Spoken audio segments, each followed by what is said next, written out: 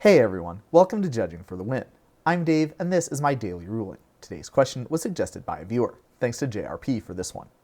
Nick uses magnetic theft to attach Amy's Thran power suit to his own grizzly bears. Which player has to pay 2 to target grizzly bears now? Well, obviously this question would be a lot less interesting if the same player controlled both the creature and the equipment, which makes sense because that's the way things are normally. But there's no rule against having one player's equipment attached to a different player's creature. It's just that you would need to jump through some hoops in order to make this happen. In order to answer this question, we'll carefully read what Thran Power Suit says. Equipped creature has Ward 2. In other words, the grizzly bears has Ward 2. This works exactly the same as if Nick's creature just had Ward normally. Nick's creature has Ward 2, so Nick's opponents have to pay extra to target it. Compare that to this adventuring gear.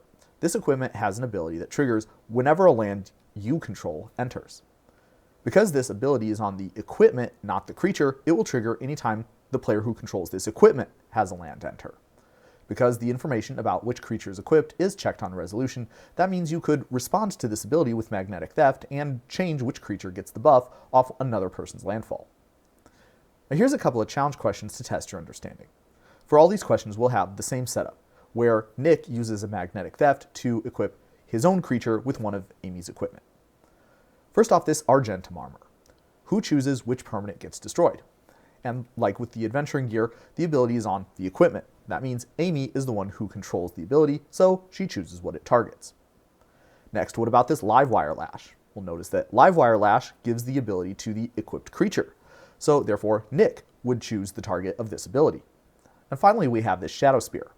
We can see that it gives lifelink to the equipped creature. Any damage Nick's creature deals will thus cause him to gain life. On the other hand, the ability that makes permanents lose hexproof and indestructible is on the equipment itself. This means Amy could activate this ability and make Nick's permanents lose all those keywords. As a final note, we'll observe that in all of these cases, the equip ability is also an ability of the equipment. So Amy would be able to activate that just like she normally could in order to move her equipment onto a different creature. And that's all I have for you today. How did you do? Join me again next time for another daily ruling. Until then, I hope you have a great day.